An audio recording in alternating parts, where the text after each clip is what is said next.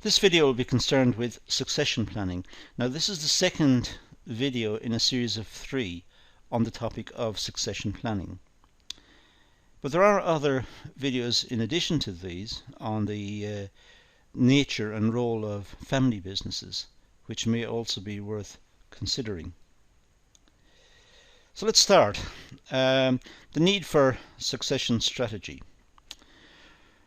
Well, according to Hodgetts and Kuratko, succession strategy requires the following considerations: understanding the contextual aspects, identifying successor qualities, and carrying out the succession plan.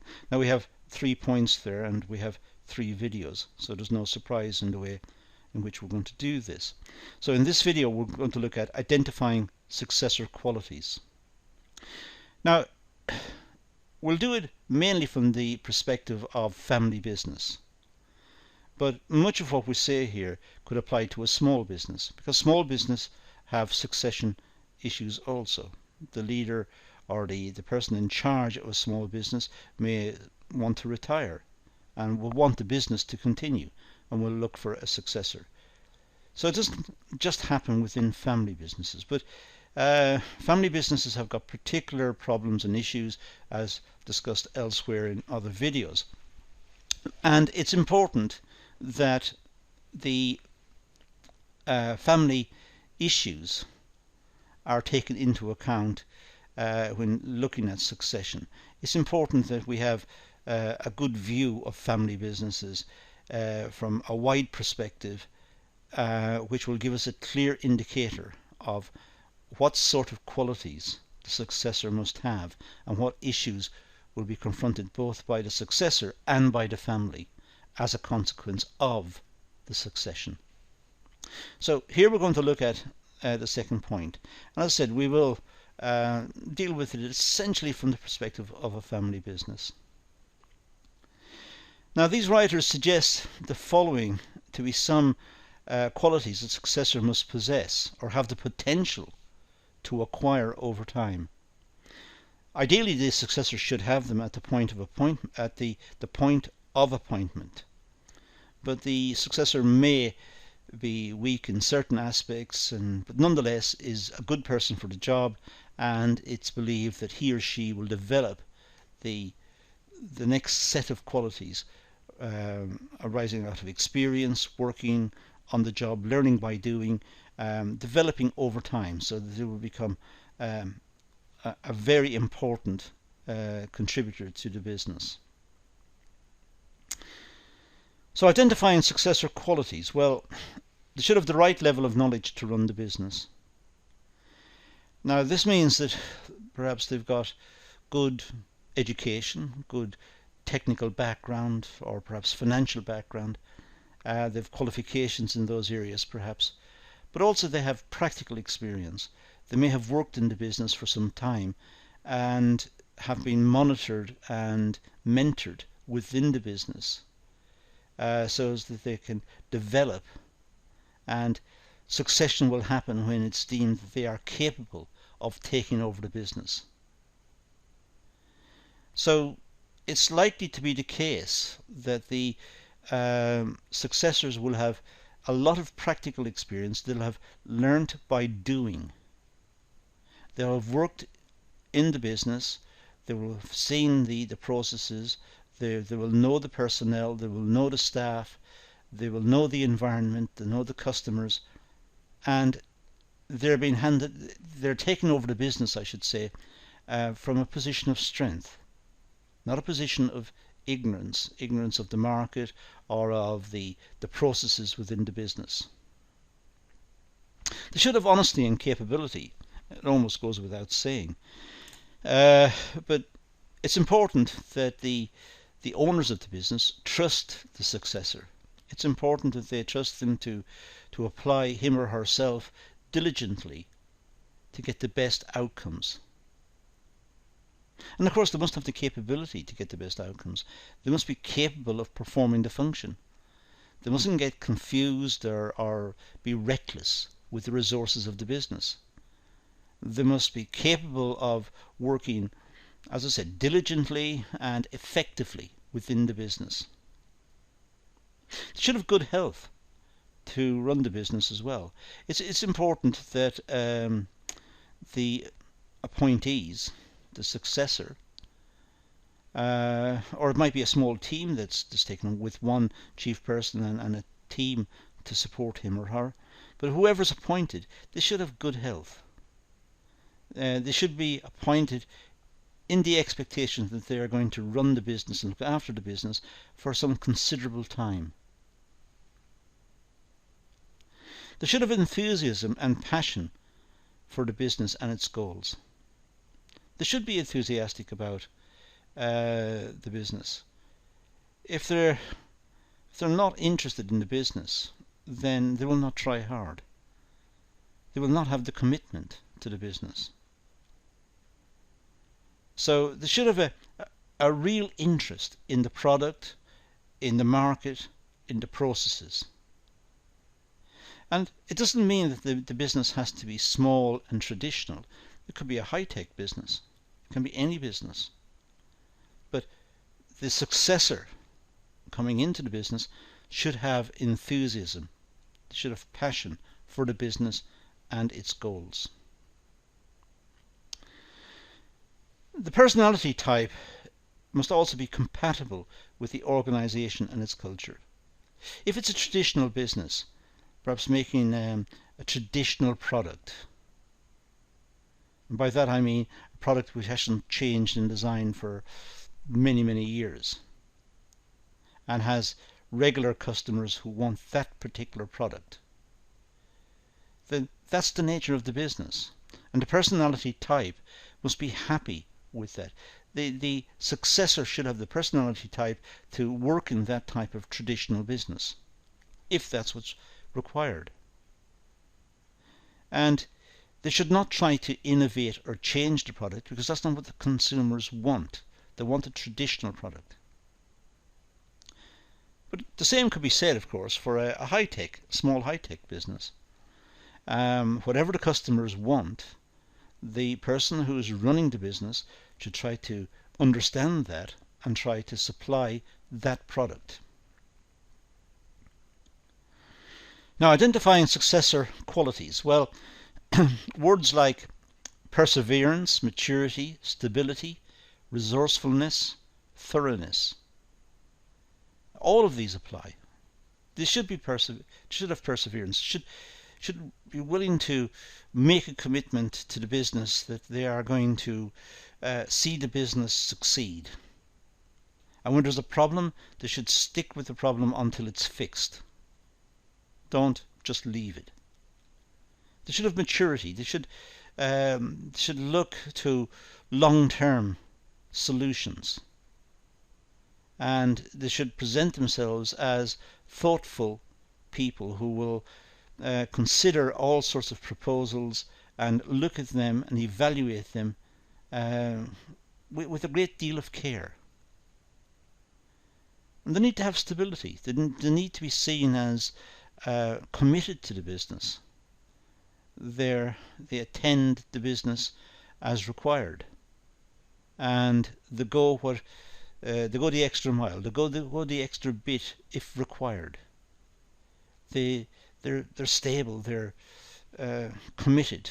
They belong with the business. They're seen as an important part of the business, and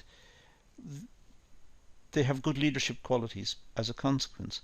The rest of the workforce see them as committed, and they will be committed as well. They should be resourceful. They shouldn't waste the resources of the business. They should look to recycling. They should look to reusing parts and recycling parts where possible, and they should be resourceful. They should not be wasteful, in other words. And of course, they should be thorough. They should be complete. The product that they're making should be good quality, high standard, and delivered with a great deal of care. They should have good planning and organizing skills. It almost goes without saying, but businesses need good planning. If they're going to complete the tasks on time, on schedule, and they know what they're doing, they know the direction they're moving in, there's clarity about the whole process, that's a function of good planning. So it should be well organized and it should be well planned. A good eye for sourcing talent and employee development. Businesses do change over time, and new personnel will be required, new staff will be required. And it's important to recruit the right staff. Not just any staff, but the ones who can do that particular job and who can do it well. Complete agreement with the owner's business philosophy and ethos. The owners are now in the background, the successor is running the business, but the owners still believe that the business should present itself in a certain way. It should have a certain philosophy.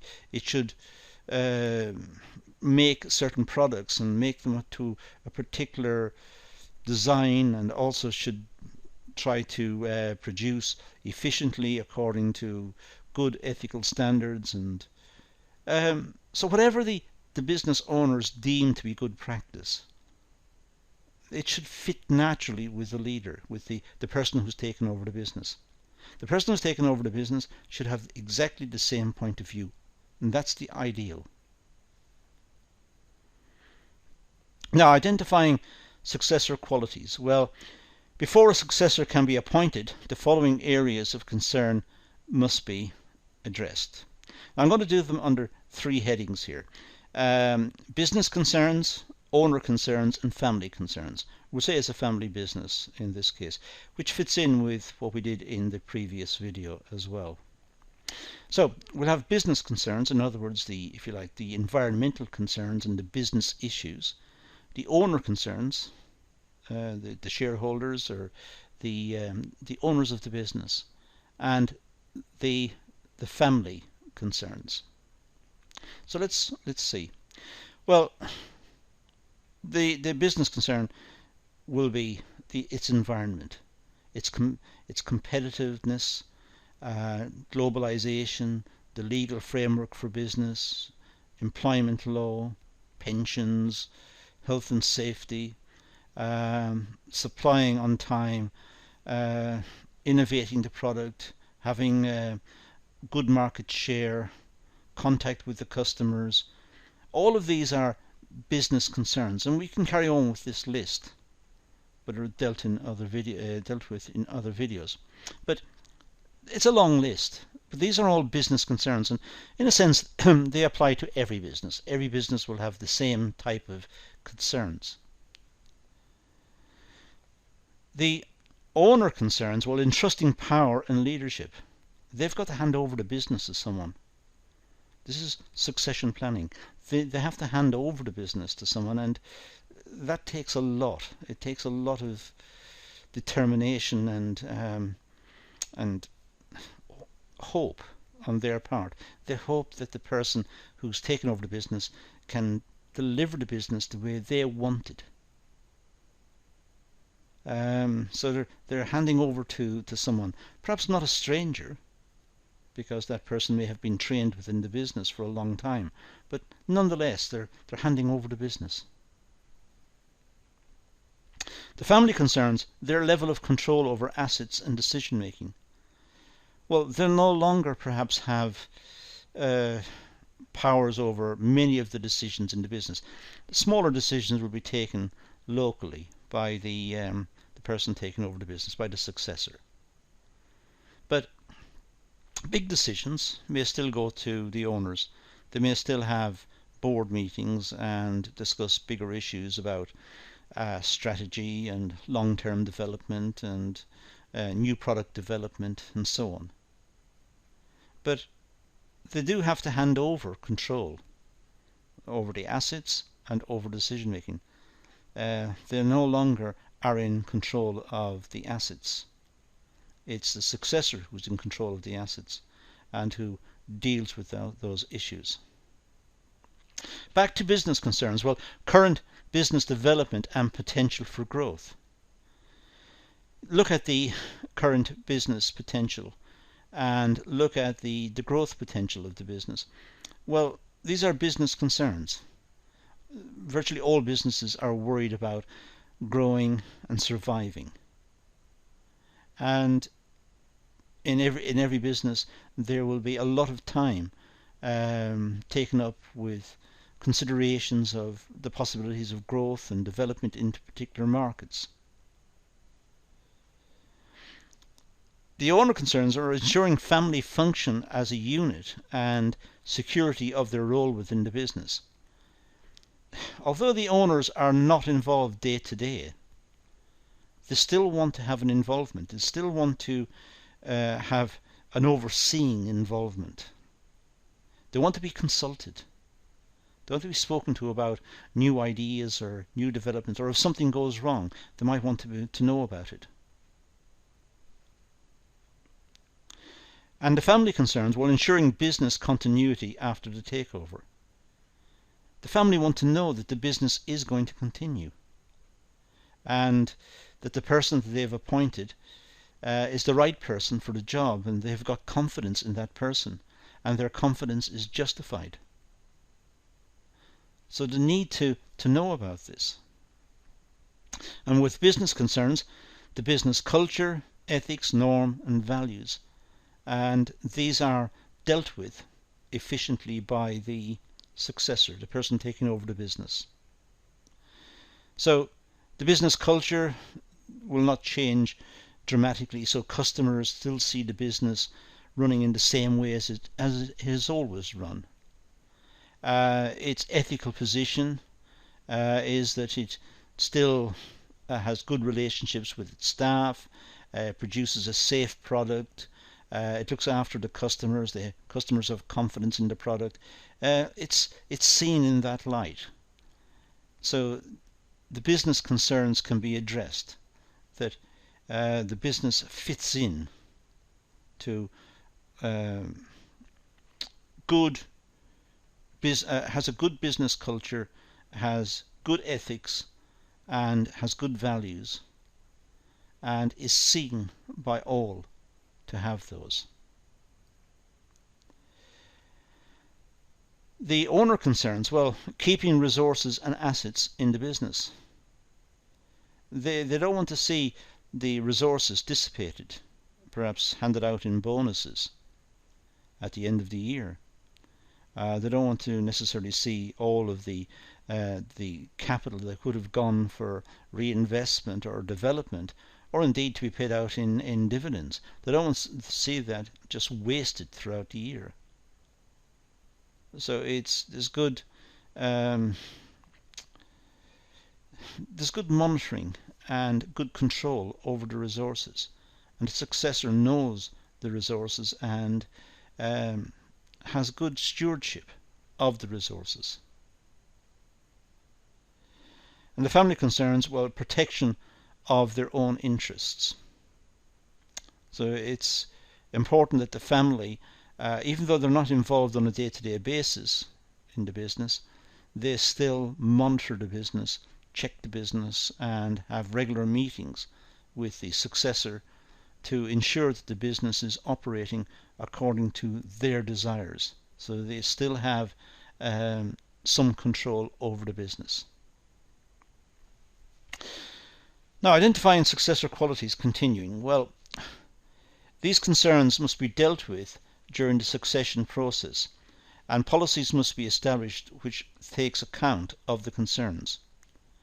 So there are two sides here. One is the successor and the other is the family. The family should set out what its concerns are and be clear about the concerns, articulate them, even put them into a document, so there's clarity on both sides.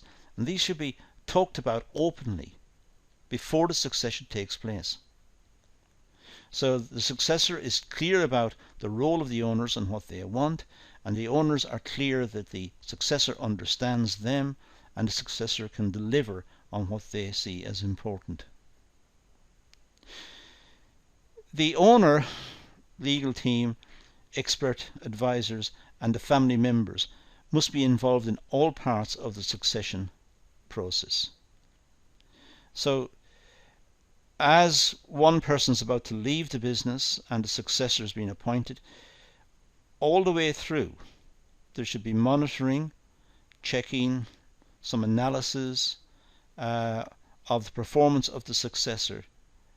It should not be a rushed exercise. It should take a long period of time, and there should be careful consideration of all parts of the work of the successor to ensure it fits in with, as I said earlier, the ethos of the business, the values of the business, and make sure that the successor understands what the owners want and will work towards that. It's not just a question of doing it because it's required, but it's what the successor believes is the right thing to do. That's the source of what we've been talking about. This video fits in with the succession video earlier, and clearly it's simply a question of looking at the owners of the business versus the successor, and making sure that there is a correspondence between the two, making sure that there is a clear understanding between the two as to what's required, and that the successor is the right person to do the job. And that particular text is very good at looking at these type of issues.